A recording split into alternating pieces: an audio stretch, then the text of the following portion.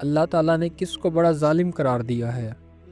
اس کے برخلاف اللہ نیکوکاروں کا موازنہ کیسے کیا ہے؟ ان دونوں کا انجام کیسا ہوگا؟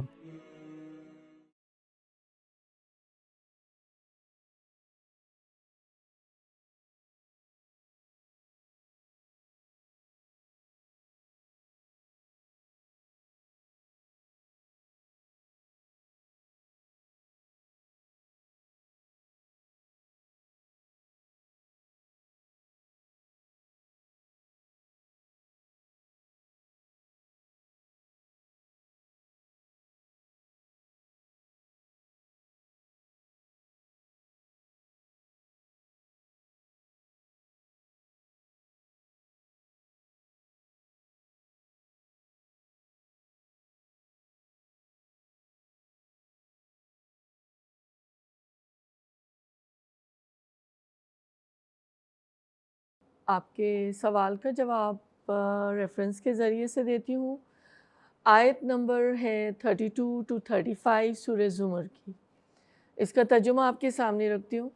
پھر اس شخص سے بڑا ظالم اور کون ہوگا جس نے اللہ پر جھوٹ باندھا اور جب سچائی اس کے سامنے آئی تو اسے جھٹلا دیا۔ کیا ایسے کافروں کے لیے جہنم میں کوئی ٹھکانہ نہیں ہے؟ اور جو شخص سچائی لے کر آیا اور جنہوں نے اس کو سچ مانا وہی عذاب سے بچنے والے ہیں۔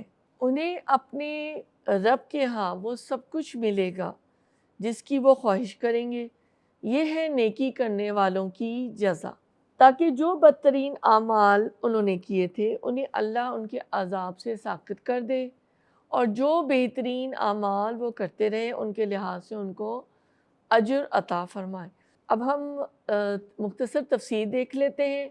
حسب روایت سب سے پہلے تفہیم القرآن کے ذریعے سے خلاصہ آپ کے سامنے پیش کرتی ہوں۔ قیامت کے روز اللہ تعالیٰ کی عدالت میں جو مقدمہ ہونا ہے اس میں سزا پانے والے کون لوگ ہوں گے، یہ بات تم آج ہی سن لو۔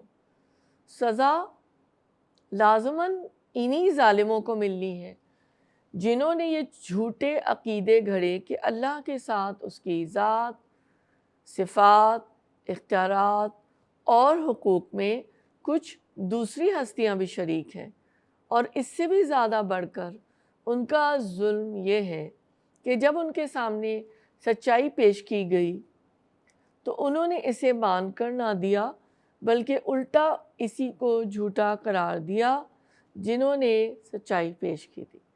رہا وہ شخص جو سچائی لے کر آیا اور وہ لوگ جنہوں نے اس کی تصدیق کی، تو ظاہر ہے کہ اللہ کی عدالت سے ان کے سزا پانے کا کوئی سوال ہی پیدا نہیں ہوتا۔ یہاں یہ بات ملحوظ خاطر رہے کہ یہاں فی الجنہ کا لفظ یعنی جنت میں نہیں بلکہ عند ربہم یعنی ان کے رب کے ہاں کے الفاظ ارشاد ہوئے، اور ظاہر ہے کہ اپنے رب کے ہاں تو بندہ منڈے کے بعد ہی پہنچ جاتا ہے۔ اسی لیے آیت کا منشا یہ ہے کہ معلوم ہوتا ہے کہ جنت میں پہنچ کر ہی نہیں بلکہ مرنے کے وقت سے دخول جنت تک کے زمانے میں بھی صالح مومن کے ساتھ اللہ تعالیٰ کا معاملہ یہی رہے گا۔ وہ عذاب برزخ ہے، روز قیامت کی سختیوں سے حساب کی سخت گیری تک، میدان حشر کی رسوائی سے اپنی کوتاہیوں اور قصوروں پر مواخذہ سے لازمی بچنا چاہے گا، اور اللہ تعالیٰ اسے بچا بھی لے گا۔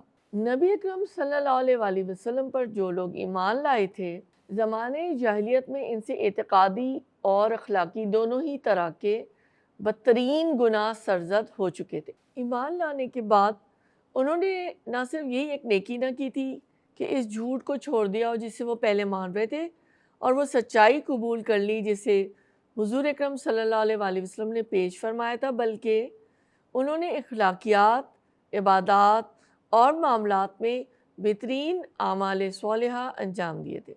اللہ تعالیٰ یہ فرماتا ہے کہ وہ بدترین اعمال جو جاہلیت میں ان سے سرزد ہوئے تھے ان کے حساب سے محو کر دیے جائیں گے، یعنی مٹا دیے جائیں گے، اور ان کو انعام ان اعمال کے لحاظ سے دیا جائے گا جو ان کے नामा अमाल में सबसे बेहतर होंगे। अब हम तयस्सुरुल कुरान के हवाले से देख लेते हैं कि जो ये आयत में अल्फाज आए कि सबसे बड़ा जालिम कौन होगा, तो कौन कौन जालिम होंगे। नंबर एक ये कि अगर कोई शख्स झूठ मूठ ये कह दे कि वो अल्लाह का नबी है और इस पर अल्लाह का कलाम नाजिल होता है, तो ज़ाहिरी बात है कि ऐसा शख्स सबसे बड़ा जालिम होगा।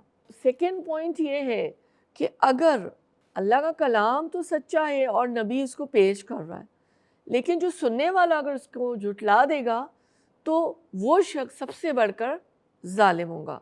यानी मुराद ये हुई कि मानी के लिहाज से ये दो अलग अलग अशख़ास हैं और दो जालिमों की किस्में हैं। अब और मज़ीद आगे बढ़ते हैं। हर इंसान मौत के दरवाज़े पर पहुँचते ही अपने परवरदिगार के पास पहुँच जाता है, लिहाजा अल्लाह ताला के इनामात का सिलसिला तो शुरू हो ही जाता है और जन्नत में दाखिल होने से पहले काफ़ी ऐसे मराहिल हैं जहाँ ऐसे मुत्तकीन पर अल्लाह की इनायात होती है। अल्लाह ताला हमें नसीब फरमाए। अल्लाह ताला इंशाअल्लाह इन ख्वाहिशात को भी पूरा फरमाएगा। अब हम तफसीर को हदीस के हवाले से देख लेते हैं। सही मुस्लिम की हदीस नंबर 483 है। हज़रत अबू हुरैरा रज़ियल्लाहु ताला अन्हु बयान करते हैं कि बिलाशुबा रसूलुल्लाह सल्लल्लाहु अलैहि वसल्लम अपने सजदों में पढ़ा करते थे, ए अल्लाह मेरे छोटे और बड़े, पहले और बाद वाले, एलानिया और पुशीदा किए हुए तमाम के तमाम गुनाह माफ़ फरमा दीजिए। सही मुस्लिम की हदीस है 1893। हज़रत अबू मसूद अंसार रज़ियल्लाहु ताला अन्हु से रिवायत है कि रसूलुल्लाह सल्लल्लाहु अलैहि वसल्लम ने फरमाया, जो शख्स किसी नेकी की तरफ रहनुमाई करे तो उसे भी उतना ही अजर मिलेगा जितना उस नेकी करने वाले को मिलेगा। सुभान अल्लाह। अब हम देख लेते हैं कि इन आयात से हमको क्या अमली नुकात जो है वो हासिल हो रहे हैं।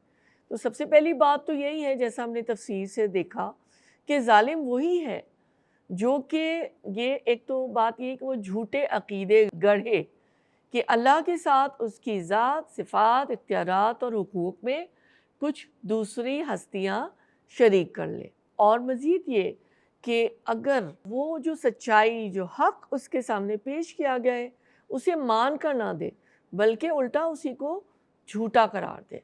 दूसरी बात कि हर इंसान मौत के दरवाज़े पर पहुँचते ही अपने रब के पास पहुँच जाता है, अल्लाह के इनामात का सिलसिला भी शुरू हो जाता है।